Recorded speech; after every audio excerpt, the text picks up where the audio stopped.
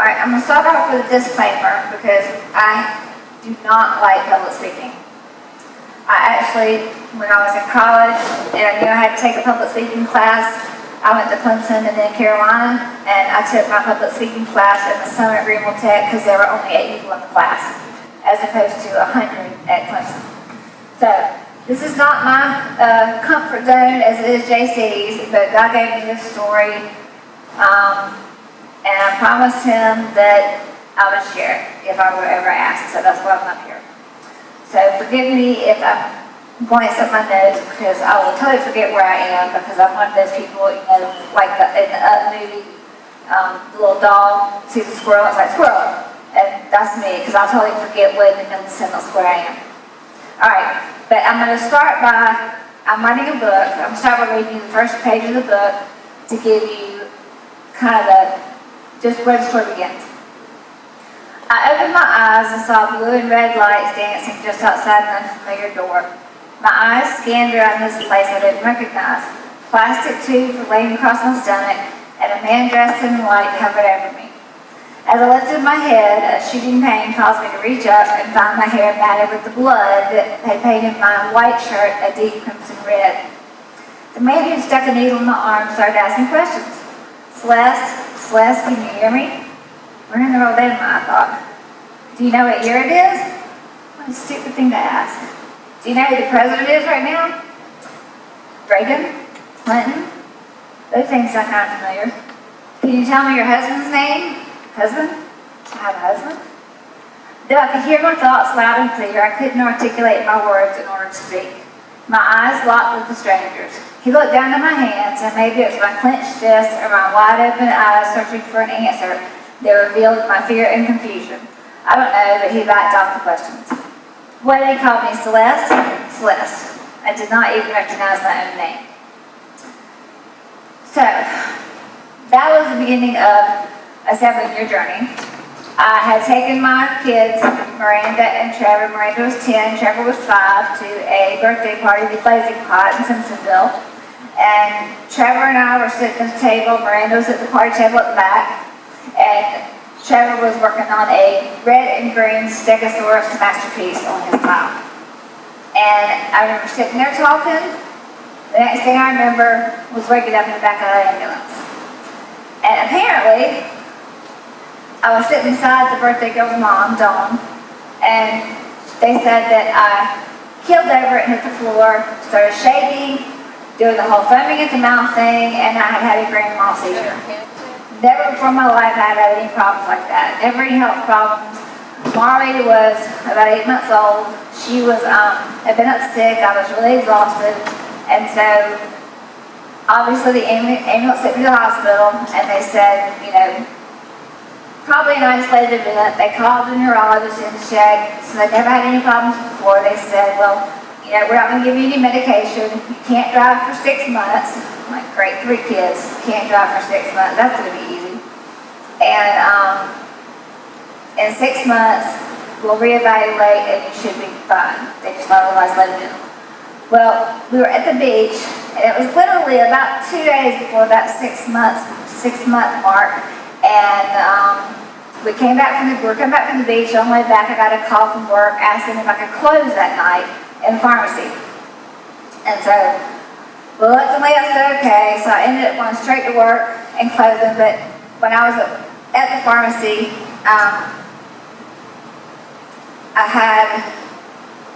I'm jumping ahead. Okay, hang on. Let me go back a little bit. See, I'm not a speaker. Alright. Okay, so I had this first seizure, and we went home, and I actually asked, okay, God, why did this happen to me? Why am I not driving for 6 months? Why am I having to go through this? And, I started trying to figure out answers, spend more time with my husband, because he got to be doing the driving for everybody. I started trying to look for answers. And I didn't know any answers. So, going down and stop and go back a little bit, I was saved when I was 7. I grew up, much unlike Rob. I had the perfect little ideal childhood. I was very sheltered. I was the only child. My parents had me in church every time the doors were open. I went to a Christian school. I mean, I had no wants during childhood. When I finished I went to pharmacy school, got my pharmacy degree. I got married. I had 3 kids, had a house. I mean, it was just the American dream, what everybody in this country seems to go for. It's the American dream, and I had no problems. But because I had no problems, even though I wanted a personal relationship with God and I was saved, I didn't really need God. There was no problems in my life where I really needed God's help. I was handling it all just fine on my own. And so my friends loved to call it my ivory tower, because that's where they thought I lived, was my ivory tower. So back to the beach trip. It'd been 6 months. We'd gone to the beach, came back from the beach, and I went into Walmart to close the pharmacy that night for the pharmacist that needed to leave. And I was standing there, and all of a sudden, I couldn't, the insurance cards, I couldn't read them. They were blurry. And so turned to Leslie, my technician, to read the card for me. And I was standing in front of her, and she was literally like right here to me. And she looked at me and she said, "Are you okay?" And when she looked at me, it was like she was in a tunnel.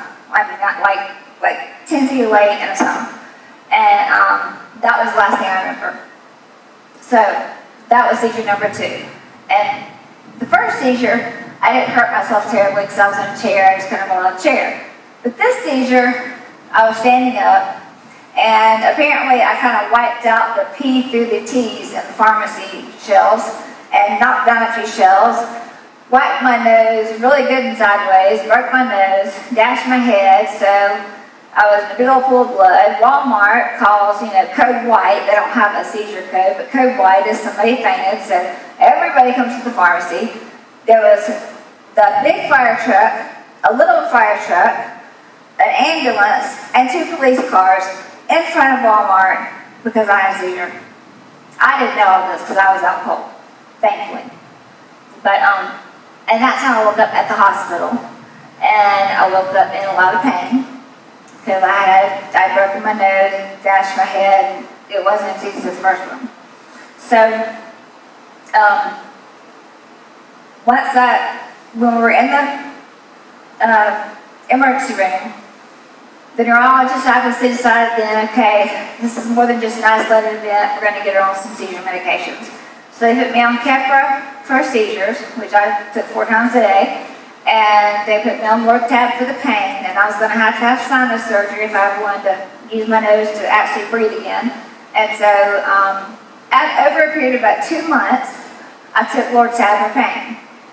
Just the way I was supposed to, according to directions, but I'm a wimp, don't like pain at all, and so I took the Lortab to keep away from pain.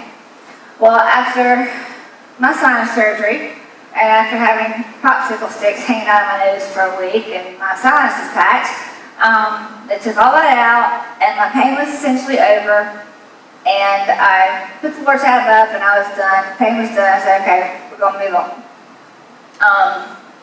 Within about 24 hours, I was throwing up profusely, had a major headache, sweating. I thought I had a stomach virus, literally. Thought I had stomach virus. And my head was hurting so bad, I thought, okay, well, I've got this Lortab. I'll just take another one of those until I get over the stomach bug. And magically, within 30 minutes, I was fine. So here I am, a pharmacist, a Christian, a mom, a wife, and I realized that I had become dependent on Lortab, which is a narcotic. Y'all hear of oxycodone. I know all of you have heard that. It's big street value, and a lot of kids end up in that place. A lot of adults end up in that place. So as soon as I realized I had become addicted to it, and there was a fine line between addiction and dependence. But in my mind, the doctors called it dependent, but in my mind, I was addicted to it because in order not to throw up, I had to have it in my system, period. It was just that bad. And in my family, my mom's side of the family, there are some genetics, and I think there's a genetic predisposition to it. So anyway, so that's where an avalanche began, and the seizures I was still having, and now I was addicted to Lortab. So that got me really depressed because I was a mom, and I couldn't function as a mom like I wanted to. I couldn't function as a wife like I wanted to. I wanted to be in my pajamas and an escape of my brain. I didn't want to be inside my head at all. I just want to be somewhere else. So, and the thing is, when we're going through troubles, the Bible tells us to share your burdens with others. I mean, there is a verse, and that's the first slide, I think, if you want the first slide up there. It's James 5:16. It says, "Therefore confess your sins to one another and pray for one another that you may be healed. The prayer of a righteous person has great power at its working." But I wasn't there yet. I didn't want to tell anybody I was addicted because I was a pharmacist, for one thing. If I told anybody I was addicted, I was like, well, you're never going to work again, so forget that. So I didn't tell anybody. I wore a mask, I kept it to myself, and I had about 5 doctors. It wasn't difficult for me to get prescriptions. Doctors handed out Lortab like candy. I mean, honestly, it's ridiculous. They are more aware of it now, and laws have gotten much more stringent. But at the time, it was very easy to get prescriptions, and I had no problem with that. So I decided that I was going to, try to do it myself because I didn't want anybody to know. Excuse me just a minute. So every night I go to bed thinking, okay, tomorrow I'm gonna take my prescribed dose, but I'm gonna cut down by 1 tablet every 6 hours, or half a tablet every 6 hours. And the next day I'll cut down by another half a tablet, and so on and so forth, till I wean myself off of them. And made sense. Only every morning, before my alarm even went off, nausea and vomiting woke me up because I had been asleep and my body had been without it for so many hours. So I go to the bathroom and I take the normal dose that I always took in the morning and said, okay, well, I'll start tomorrow. Well, I played that game with myself for a year and kept thinking, I'll start tomorrow. Well, finally, after a year, I realized I'm not going to start tomorrow. I really need to get some help. So, and there was a new drug out called Suboxone that helped get off narcotics. So I thought, okay, I'm going to tell my husband and I'm going to, go through this and get off the stuff because I knew I needed to do that. That's not who I was ever, and nobody would have ever believed that I had gotten myself in that situation. So, unfortunately, we found the doctor that I needed to go to, but it was on a Friday that I decided to dump all this on my husband, and the doctor said that I was going to have to go to Carolina Behavioral or a recovery center, he said. And, you see all the commercials for the recovery centers online, and they just look all peaceful and beautiful, and, but they don't tell you that they're, hundreds of miles and tens of thousands of dollars away. And, I had a puke bucket in my hand for, all the time. I mean, I couldn't, once the Lortab was under my system, there was no way I could have traveled to California for their Pacific Recovery Center or whatever. So I ended up at Carolina Behavioral, which I think they pulled the couches off the streets, and it was just awful. I was told, the doctor said it would be like, I'd basically be going to like a hospital environment, get fluids for the nausea and vomiting, so on and so forth. Instead, I ended up in what looked like the worst dorm room you could ever imagine, a bed that was like cardboard, and I was left to throw up for 24 hours. So as I was the first 24 hours there, I just threw up. And finally, they got me back to see the doctor, who was not the doctor I had planned on seeing. It was somebody filling in, a really young guy. He said, we'll put you on the Suboxone and you'll be good in 3 days. I'm like, 3 days? That would be really something. So anyway, he put me on the Suboxone and gave me the first couple tablets, and within 30 minutes I did start feeling better. And I was very relieved. I thought, okay, maybe there really is an answer to this. And at the same time, he looked to be about a 22-year-old male, and he was the nurse. And he took me out to one of those lovely sterile couches to give me a shot of Phenergan in my hip to help with the nausea as well. And so he was getting the shot ready, and there was a bell that rang. And so he just sat back and stopped. And I said, well, what's wrong? He said, well, aren't you going to go out and smoke? Because that's what the bell is for. Everybody in the whole unit went out and smoked. And I said, he said, isn't that what you people do? And that you people just really got me, because I realized I had just been stereotyped, and it was going to stick. That stereotype was going to stay regardless. So I said, I've never smoked in my life, I don't plan on starting now. And so he went ahead and gave me the shot, and then I think he went out and smoked.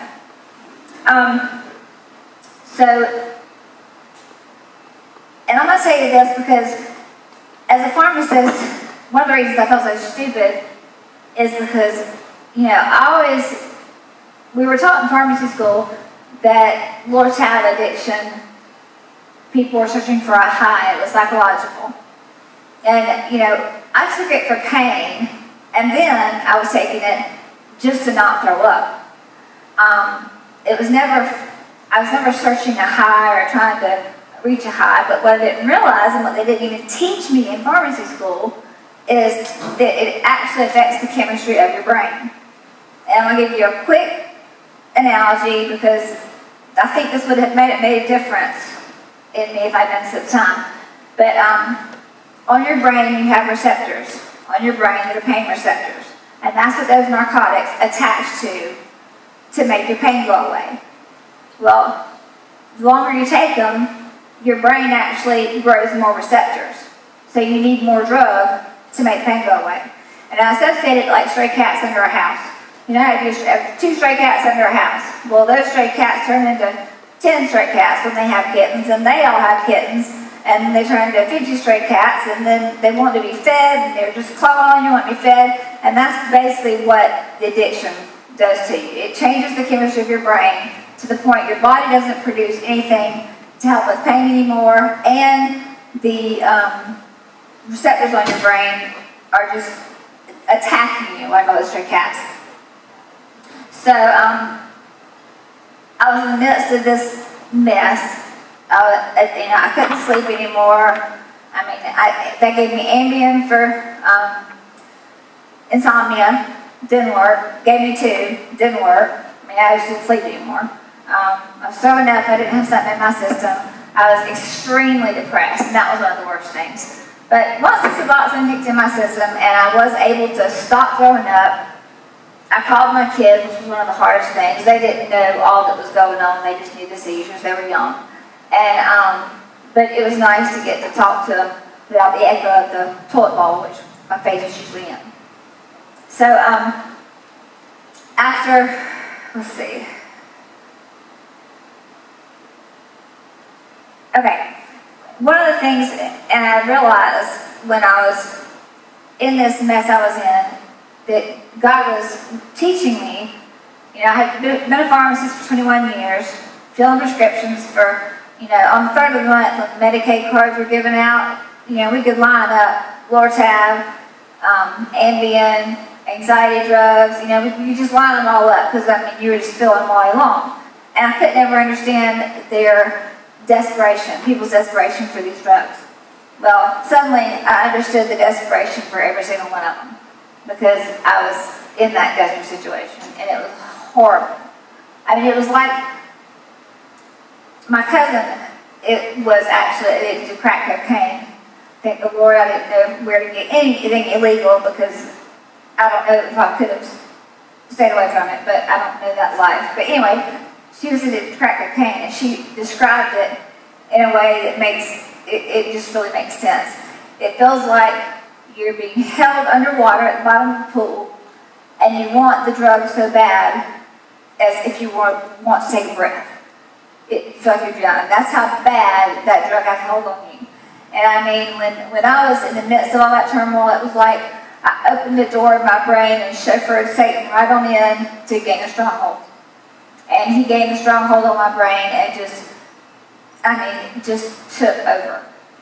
And even though the Suboxone did get me off the Lortab, it didn't. I was still depressed. I still couldn't sleep. I still had anxiety. I still wanted to escape the world I was in. Now, and my world was perfect. That was what was so stupid about the whole thing is, I had 3 beautiful kids, a wonderful husband, a wonderful house. It was just, I was living the American dream, but yet here I was in this mess, depressed, and nobody could understand why but me. I had about 20 or so seizures in 7 years, and I'm going to describe a couple of them to you just so you can kind of get the gist of what I went through. Trevor was about 10, and we were looking at him going to Langston, and so Trevor and David were at Langston for an open house. And Miranda and Marty and I were at home. Marty was in the bathtub, Miranda was upstairs in the bathtub, and I was on the computer downstairs. And I had a seizure. I was in a rolling chair. The chair rolled back, and I hit my nose, broke it again, and my head somehow ended up in the floor in the corner. And we had two Great Danes, and they came over, and they were like standing like on top of me. So when Miranda came down the stairs, she saw the Great Danes, and they were never over in that place in the room. They knew their spot. And so they were hovering over me. So she found me in a pile of blood. She said it was about this big. And she called my neighbor. My neighbor came over. They called 911. David sped home. He actually ended up getting stopped by the police and was escorted home by the police. And the EMS wanted to put a helicopter in our front yard and fly me to Memorial. And that's how bad they thought it was. David had to sign something saying he did not want a helicopter flying me to Memorial because he knew that I just bleeded like crazy when my nose was broken, which is what it was. And so that was one of the seizures I had. Another one of the seizures I had was when we were on vacation in Park City, Utah. It was actually short after that one. We were at the Marriott Mountainside Resort in Park City, and Trevor and I were by ourselves in the condo because David had taken the girls out to go get a pizza. And I had gone to the bathroom, and while I was washing my hands, apparently I had a seizure while I was washing my hands because the water was still running. I hit the floor. Trevor one of the kids had left a towel on the floor that we told them to get up earlier, and thank goodness they didn't because that's where my head landed. And so it was just me and Trevor there. He was 10. He heard me fall. He came running in there, and he held my head until the seizure stopped. He got on the phone at this resort, hotel phones. You always have to push all these buttons to get to the right place. He was able to get to the front desk or 911 or whatever, tell them what room we were in, tell them which Marriott we were in. There was about 3 or 4 of them in Park City. And the ambulance actually arrived before David got back with the pizza. He followed the ambulance into the parking lot, and he said, I hope I see smoke. Or actually, it was fire truck got it first. He said, I hope I see smoke, because otherwise I know Celeste had no seizure. And sure enough, I had no seizure. Luckily, I didn't get hurt this time, because I was still in pain from the last seizure, from the computer seizure, because it had also, in addition to breaking my nose, it had broke the occipital bone above my eye. And so, with the flight to Park City, and the elevation difference just caused a lot of pain. So I was already in pain from that, so thankfully I didn't hurt myself too badly. But that's the way my seizures always went. On one of them I put my lip straight down the middle. It was like filleted open, they said, but I was luckily unconscious, so I didn't know any of this. But when we got to the emergency room, God provided, happened to be a plastic surgeon resident in the emergency room, so he was able to sew the center of my lip up so it didn't, if you get that off, that's never going to look right. But he did it perfectly, and you can't tell that I had it. But I'd always, 20 seizures over 7 years, approximately, I always looked bruised and battered and beaten. It was just, I walked by a mirror, I wouldn't even recognize myself. Okay, so during these 7 years, I had prayed constantly, for healing. I prayed for the rapture. I was like, okay, God, my family's saved, just take us all. Let's go, I'm done, I want to be finished. And obviously, those were very selfish prayers, and God wasn't going to answer those prayers. And so, on August the 4th of 2010, I was working in a little independent pharmacy, and and I had no seizure. And so I woke up in the back of an ambulance once again, but this time it was like something was different. In my heart of hearts, I really wanted to know what God's purpose was for those 7 years. It had been 7 years at that point, and I wanted to know what God's purpose was for those 7 years. Because, Jeremiah 29:11, I think that's the next slide. But it says, "For I know the plans I have for you, declares the Lord, plans to prosper you and not to harm you, plans to give you a hope and a future." And so I knew, is that slide, do you have that slide with Jeremiah 29:11? Yeah, okay. I knew that God's desire for my life was not to be depressed and in my pajamas all the time and want to watch TV so I didn't have to think about my life, just have to think about the TV life or whatever. I was always wanting to escape. I even tried alcohol. I hate alcohol though. So it just, I tried anything to escape, but thank goodness I hate alcohol, otherwise I'd become an alcoholic. But I don't like it, so that's all that. But in the back of that ambulance, I prayed that. I said, God, you tell us in Jeremiah 29:11 that you have a plan for us, to prosper us, not to harm us, to give us a hope and a future. And I know this isn't your plan for me, but dadgummit, you're going to show me what it is, because I don't know anymore. And I cannot live another 30 years on earth like this. Now, suicide is seems to be prevalent in our society today.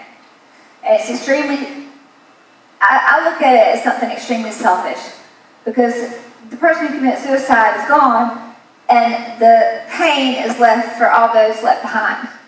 And my best friend in pharmacy school actually committed suicide, and it was one of the hardest things I ever went through. And plus I had kids, and so it was never an option for me.